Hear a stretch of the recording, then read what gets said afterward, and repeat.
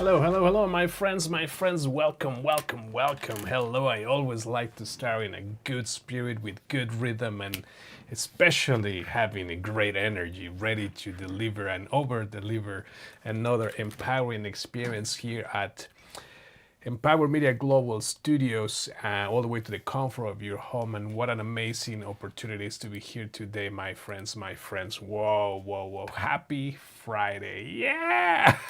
I love you, babe. Thank you. Yeah, I was waiting for you. Oh, you know what? Thank you. You've been patiently waiting for, I don't know, probably good 40 minutes right now, eh? But as you know, I have to make sure everything is ready to go and get ready to over deliver another empowering experience. And then while finalizing the content and whatnot, I was about to go live, and then I realized that my lights were all off. I was like, wow, wait. So there I go. I went back and I was just like, poof, lights went on, and awesome. Oh, I love it. Thank you, Liz. Thank you for uh, literally waiting for my live stream. And my friends, welcome. If you don't know who I am, this is the first time watching one of my videos. My name is Jesus DJ Perez, and it is my pleasure to be here this evening, live streaming, like I say, from Empower Media Global Studios, all the way to the comfort of your home. So thank you to our viewers in the Philippines, Australia, New Zealand, Europe, Africa, our friends and amigos from Mexico and South America, the US and Canada, of course. We want to thank you all for watching, and we love engagement, right? We love engagement. So fire up that chat. Let us know your questions, your burning desires, whatever tickle your fancy. Right, the hair, right? You see, the hair had to look good today. Took me a little bit of time right there to get the hair ready going on, right? Like Lisa's saying, I know, you have to focus on making your hair perfect. It's perfectly imperfect. Perfectly imperfect. See, and that's the content that I share with you guys. This, anytime you watch any of my live streams, they're perfectly imperfect. They're raw and authentic. There you see, I speak from my heart. I speak from whatever I get to experience through life, and also I speak a lot from what God tells me, and the testimonies I get to see, experience, and witness, not just in my family, but in the families nearby or friends and whatnot, right? So there's always a lot of good happening around the world, but unfortunately, there is also a lot of negative content happening around the world. There's a lot of entitlement. There's a lot of what do you call this? Not appreciating things. Sorry, making up words here, and a lot of people are having a hard time in general. Whether it's emotional, whether it's spiritual, whether it's financially, like whatever the case may be, right? All of us are facing some sort of storm, some sort of a struggle, some sort of a situation that sometimes we don't even see the light at the end of the tunnel. So that's why for me it's so important to continue showing up to right here this evening. It's so important for me to continue showing up and empowering our community on YouTube, our community on Facebook, and because I know that for a long time I was facing so many different challenges and thoughts in my life that I didn't think there was a solution for me, and then obviously I was wrong, and very soon I realized that I was not alone. And that, my friends, is so important for all of us to remember that you are not alone, that there are always people around you, there are resources everywhere. And here, when you are watching one of my live streams or rewatching the replay, whatnot, you know that you're gonna receive empowering content. You're not going to be receiving negativity, toxicity, or anything like that. Like, no way, no thank you, no thank you, right? There's plenty of that everywhere, all around. So I like to joke with my viewers. I like to engage with my viewers. And so even if you're watching the replay, I'll drop the comments below and I will respond to your comments, that for sure, right? All right, all right, all right. So now that the housekeeping is out of the way, let me share with you a story, okay? And like I said, I'm a storyteller that teaches through my stories, right? I use my stories to teach. I use my stories to empower. I use my own life to reach out to those who may need to hear this today you know so when I was a kid, when I was, well, more like 14 or so, I decided to run away from home. Okay. And it was not the first time I ran away from home, nor was the last time. But I ran away from home, one of these second, third occasion, I'm not sure exactly, but I ran away. And there was someone else who also ran away with me. So there were two of us who decided to pack our bags and live our life on our terms. And truly and generally speaking, living life on my terms now, fast forward 30 plus years, 40 plus years, I do live life on my terms. I do get to enjoy the company of my beautiful bride, Liz Perez, and we get to invest our time in the things that we desire to. But now are different times. You see, back then when I was 14 and I was living with this other person, we were begging on the street for money. Literally, we were begging on the street for money just so we could eat. And sometimes, and we knew how much we needed to eat, two of us.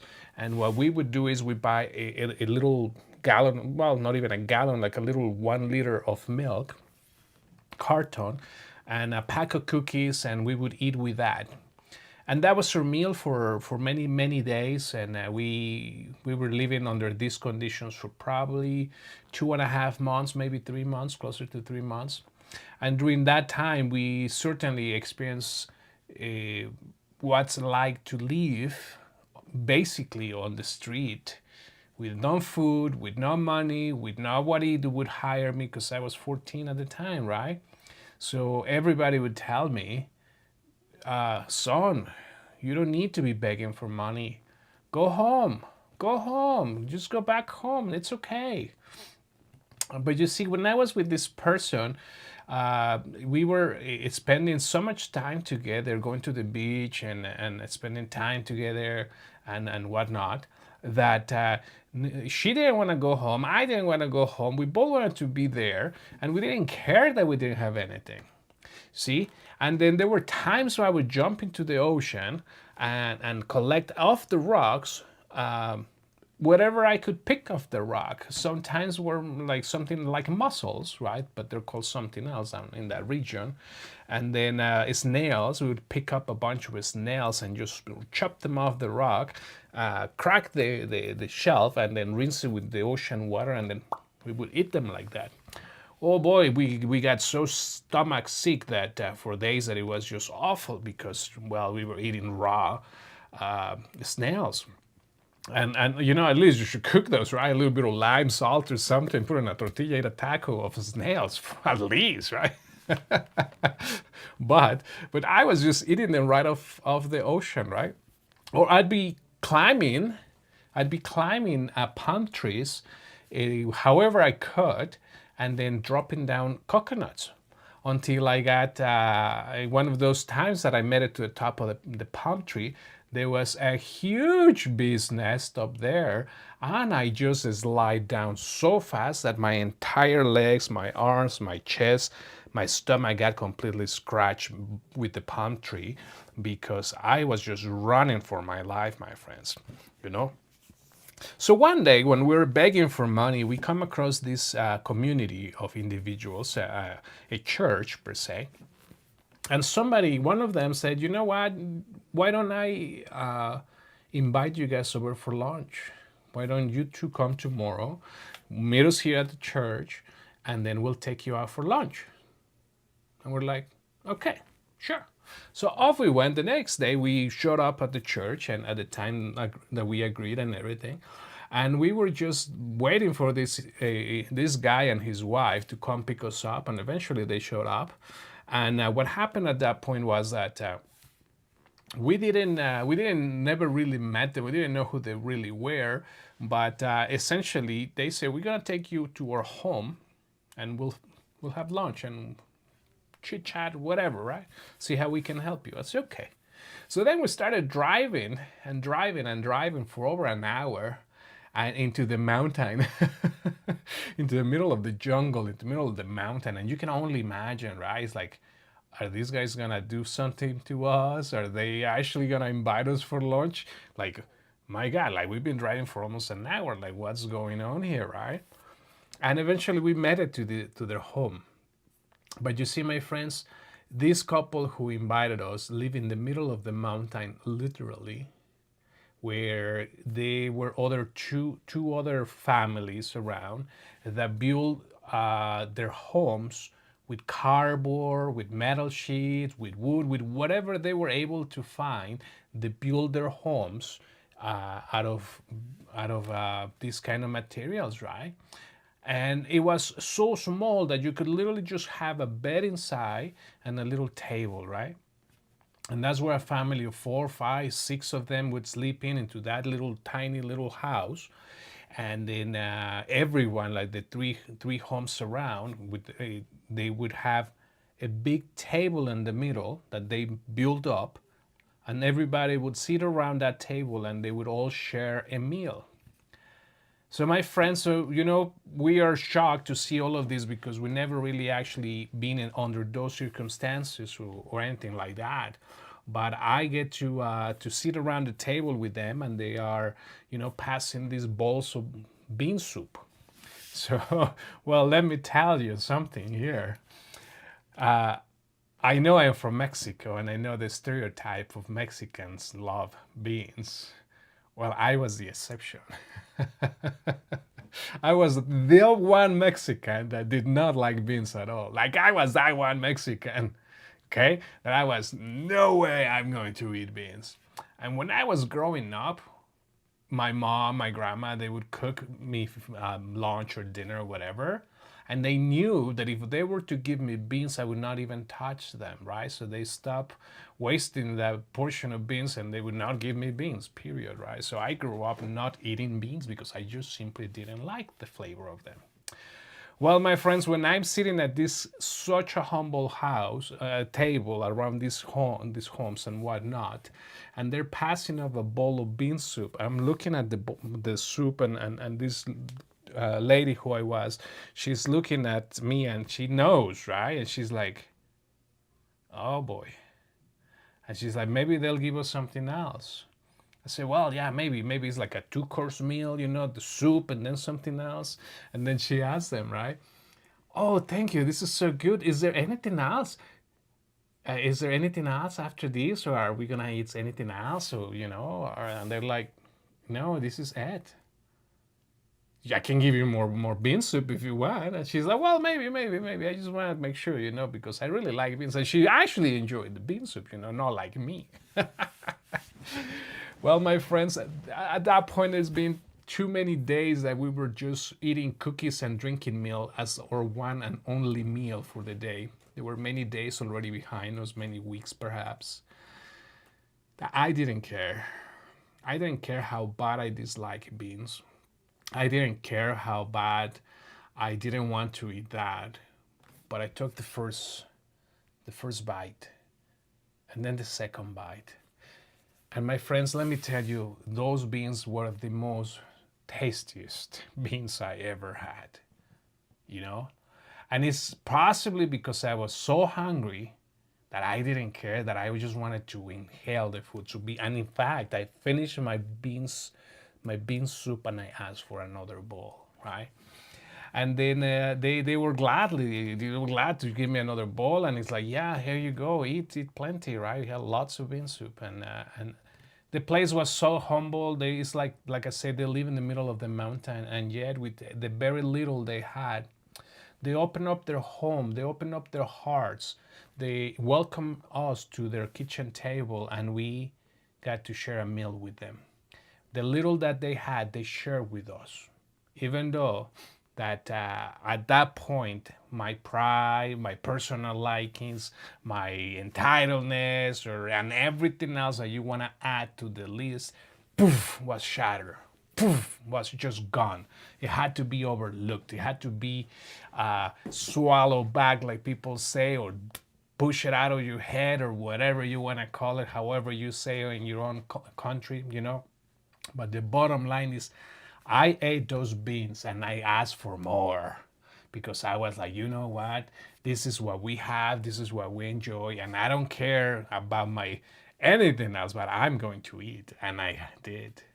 So when we finished eating, they very graciously offered to bring us back home, you know, because we were so far, obviously, from civilization and everything. And that's they brought us home. They brought us back to the church, and then you know we made our way to wherever we were crashing at the time. But I never forget that time with this super humble, super poor family took a chance on us and decided to feed us, and not only drive 1 hour to get us and an hour back, but again another 2 hours to drop us off and go back home, right? So imagine the gas, the time, and all that extra, right, that they were willing to give, even from having nothing. And that, my friends, just fills my heart with gratitude. It fills my heart with joy, just acknowledging, remembering that there are people, good people, great people out there that I still care to help out. And like myself, I still care to show up every day, to empower your evening, give you a message of inspiration, and hopefully this can trigger something. Something can be shifted in the back of your head, perhaps, or deep within your heart, that you are willing to make yourself available to help those more. And if you're already helping people around, if you're already volunteering, that's amazing. Good for you. That's awesome. That's so good. You know, there are a lot of people that are amazing and willing to help others, right? And just remember, guys, need is need. When we need help, we need help. We've been there, we are there right now, you know, we need help, then we ask for help.